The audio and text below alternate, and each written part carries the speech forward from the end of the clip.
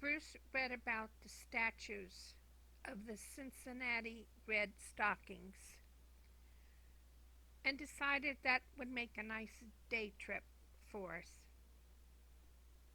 So here we are again,